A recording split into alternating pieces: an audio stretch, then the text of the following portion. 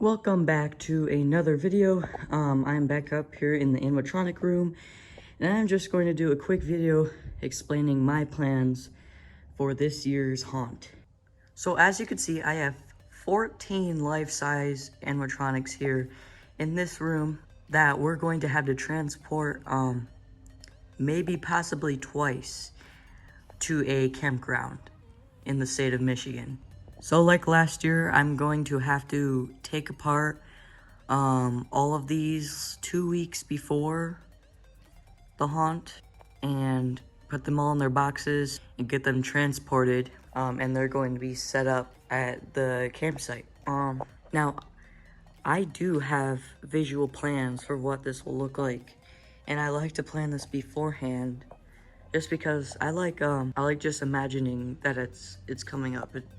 It just gets me more excited. And it's better to have a plan, especially because at any time the weather could get bad and a prop could get destroyed, like last time what happened to my Hauntress, who now does not work. Water puddled up, the control box got left on the ground, and it got water damage. That was not good planning.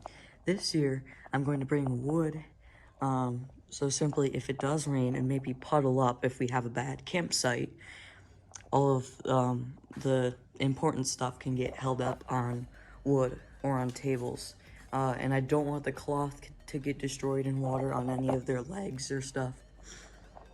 So I might need to put it up on wood just to keep it all safe and dry. Right now you're looking at a quick little preview of what I planned on a 3D design program. This is what I kind of want it to look like. I kind of want to picture it will look like.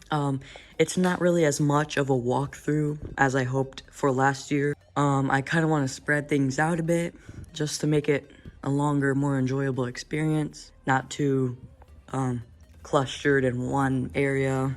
I would like for this to work out. If plans go well, then this could really look cool, and we could probably be the most decorated, complicated looking campsite during the Pumpkin Fest, and possibly the other Halloween festival if we go to a second campground.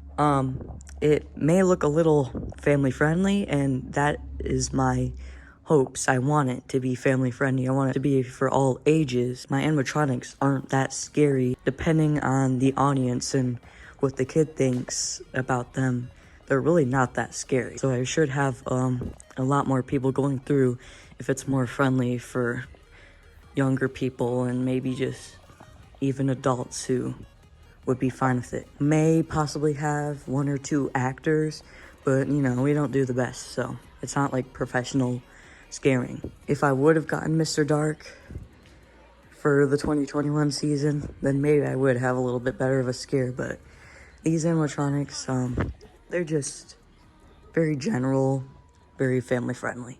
So I'm planning on having about 3 different sections. One will be the circus, featuring, it's actually kind of convenient right here, Underworld, Little Top, Cuddles, and maybe I'd place like the red and black jumping spider in that area. I'm planning on using boxes to kind of pick him up for him to be able to for people to be able to view him, and I'll paint them and add little designs to them, make them look circus-like. Probably save them for following years, because I'll probably take a lot of time on them. I would like for them to just be on motion sensor, but one of them might possibly have to be step or activated with a remote, depending on the layout of the campground, of the campsite, I mean. Next theme is the farm theme, which would be featuring Root of Evil, Man-Eating Plant, Flaming Scarecrow, and this little hide-and-seek pumpkin Reaper guy. Yeah, so most likely it'll be these 4 featured in the farm theme. I'll have hay bales up in front of some of them with pumpkins that have been some real, some fake probably. Then I'll have just the ghosts and ghouls area, which will be featuring Looming Ghoul, Santa Jack, which may seem weird, but I am bringing him because why not? Black and White Jumping Spider, Hauntress, and Slim Soul Stealer. He might be featured in that area. This area will generally be the walk through and maybe a little bit after it. So inside of the tent and afterwards. May have the best lighting effect since it's inside and it just works better inside. This will be the really family-friendly part where there's candy and other little decorations and stuff. Also featuring a table with all my little tabletop skeletons and hanging Reaper skeletons and stuff and bones. I'll be using these display lights. I'll possibly have hopefully around 6 of these, but they're on little remotes. Then I'll have the graveyard section, which will be catacomb. And then I forgot to mention, Underworld would be kind of mixed themes. He will be also be in the graveyard section. He will also be in the circus section. So it's kind of like a in-between thing. And of course, the 10-foot Reaper.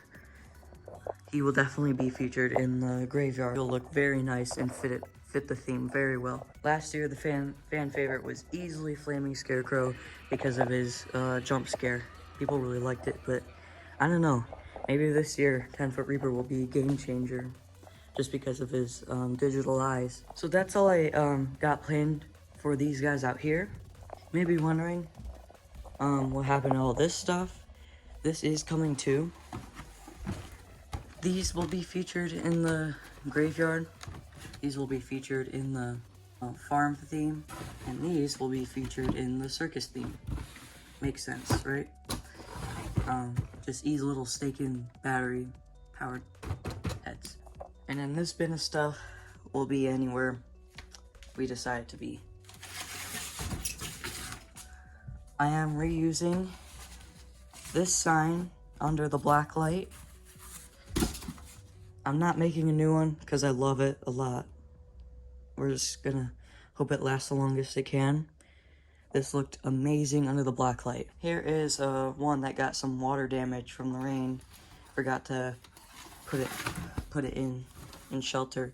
Has little ghost lights on it, but it doesn't light it up as much. So we may put it somewhere, but we probably will replace it with a bigger, better sign. As you can see, this whole section right here is just all the prop boxes, which this is going to be a lot of stuff that we'll have to pack in vehicles. As you can see, I'm working on a DIY thing. This could also be featured, just a little more stuff to add without spending as much money on a new prop. Here are one of the 3 costumes that may be worn for scare acting. I have this one, which is Grimsel, then I have Uncle Charlie, and I have Hugs the Clown. So those are 3 clown costumes that could be used for acting. That is all I have planned for the Hollis House of Horrors as of now. I hope you enjoyed. Just kind of to get us hyped for the haunting season, which is quite a ways away, but it will be here before we know it. So please stay tuned on the channel to see what happens with this haunt. It will be awesome.